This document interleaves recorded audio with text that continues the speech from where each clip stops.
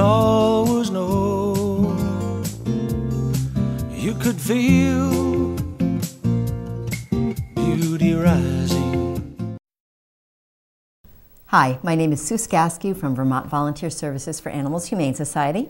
And I'm Lauren Skaskew, and welcome to our show, For the Animals. Today we have Kelly McDermott-Burns from HeartSong Reiki and HeartSong for Animals in Stockbridge, Vermont. Right. Here to talk about the work she does with shelter animals throughout Vermont and to help them try to adjust to the fact that they're no longer in their homes, as well as stray animals. Mm-hmm.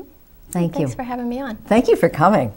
Welcome, Kelly, and thanks for joining us today. Thank you. I know that Reiki means universal life force. Yes. But can you tell us what that means? Well, Reiki is spiritually guided energy. When we think about anything that's in the universe, and anything, the table or ourselves, we're all made up of energy. And so really what we're doing with Reiki is learning how to expand that energy, to become part of the universe, to become one with things, and to be able to heal ourselves and to heal or work with animals or people to help them feel better and be more imbalanced. Reiki, the word, is a Japanese word.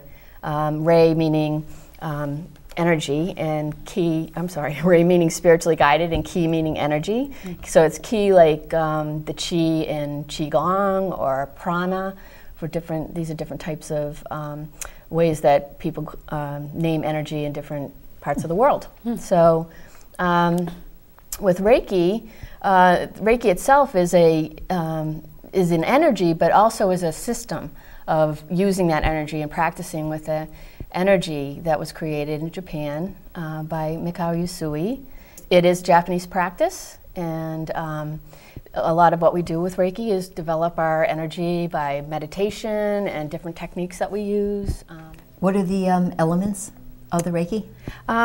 We have what we call the 5 pillars of Reiki, and those are meditation, symbols, and chants, which is the second, precepts, the attunement. What are precepts? The precepts are the ideals, Reiki ideals, which help us to really live a more spiritual life, and are guides for us in our daily life to work with ourselves, but also with the energy.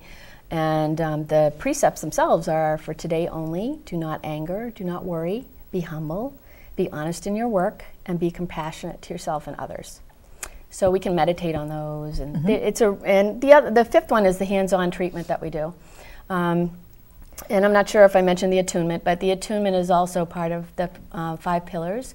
And it's also called a reiju, which translates to spiritual blessing, which I love. It's such a beautiful way of looking at it. So interesting. So is Reiki a healing modality or a spiritual practice? Well, originally it was, when Usui created the system of Reiki or developed it, he really was doing it for his own spiritual development. The word really kind of doubles, it's Reiki, the energy, but also Reiki, the system. And the system is what Usui developed. He actually trained in a Buddhist monastery. He lived in a Buddhist monastery. And so there are some Buddhist elements to Reiki, but it's not a religion. A lot of the meditations that we do in our practice have to do with the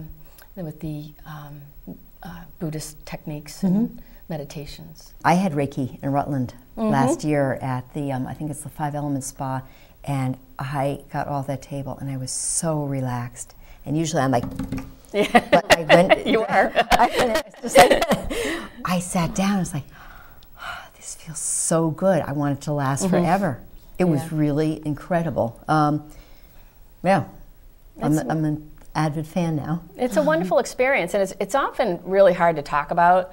When I go and talk to people about Reiki, it's easier for me just to do a little demo because experiencing it is so different. And you probably felt relaxed, and you probably felt really just kind of in tune with yourself. Centered. Or lots of things like that'll happen. Yeah. We don't talk about Reiki as being a cure. I mean, it's really kind of a dangerous word to use. We talk, and when we say healing, there is a difference between healing and curing. And I think sometimes that gets a little fuzzy. But with Reiki, our job is you're really in charge. So when you had that session, that was about what you needed from that session. So you're practitioner wasn't giving you anything. She was just allowing you to access what you needed through her. So, you know, as you're on the table and she's doing all these hand positions or working along over your body, by the way, people don't have to be on, they can be completely clothed for a session, and I know. always are. You know? Yeah, so it's really comfortable for a lot of people because a lot of times massage is a little too much. But Right. And another reason that Reiki is so wonderful is that it's not manipulative at all. So we find that people who are going through chemo and things like that, who really can't have that kind of pressure on their bodies, it's really helpful for them. Yeah, because her hands never touched me Right. at any Right. one time. Yeah, so we can either be on the body or off the body. It's really kind of cool. Well, how and why is Reiki helpful for animals? Well, the really nice part about Reiki, because it's not a hands-on experience, or it doesn't have to be, is that, you know, when we're working in this situation where an animal's injured, or especially in this shelter situation where there are trust issues and they're very fearful a lot of times, we don't have to touch them. So we can sit with them and we meditate and we develop that energy and we go into focus, and it's really about where the practitioner is in their practice. That helps to develop that energy. So as you're sitting there, and for me, we have the clip of this. I'll sit there and I'll just, it's not really exciting to watch because I sat with the cats, Yep. and just let the energy flow, and then they're allowed to just come in and out. So we just leave. It's completely about what the animal wants. The session is not aggressive at all. It's not intimidating. As a matter of fact, in the video you'll see I wasn't even facing them really. I was just kind of looking another direction. I might check a little to see where they were, how they were doing. But especially with the shelters, it's very important not to be intimidating to them. And so, so just allowing the space to be created through the breathing techniques and the meditation in my personal practice also allows that energy to kind of move out into the space. And it can kind of go in and out, and it's really fun to watch how animals will accept things, because when I'm not working in with the cats, perhaps in a cage or in the Tokyo houses, whatever they call them, I'll take a dog into the front room. I work at Rutland County Humane Society every week, giving Reiki there, offering Reiki, I should say. And I'll sit with the animal, and the dog will move around, and sometimes they're in and out of the energy, and sometimes they're they want to come sit right with me right away. Sometimes they just don't really have an interest.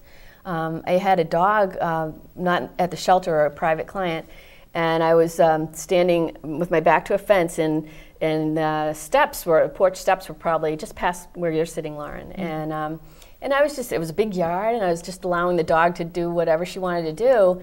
And she wanted to go on the steps, but she didn't want to go through past the Reiki.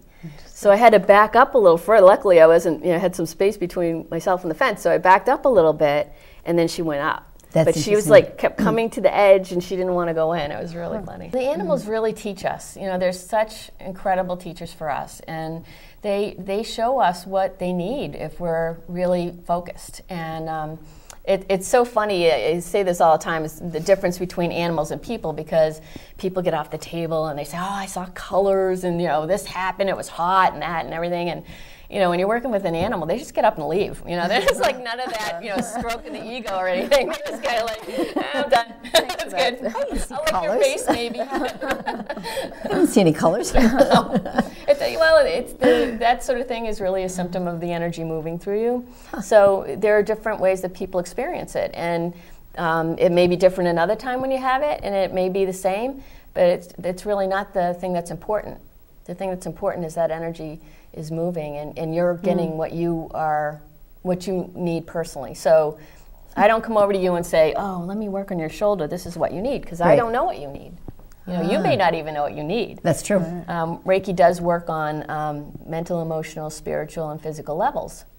And as you probably know, that there's a lot of research that the basis for disease is not always physical. And so You know, somebody may come with a physical issue and then discover there's an emotional release or some sort of healing on that level that they were unaware needed to be done. Out of balance.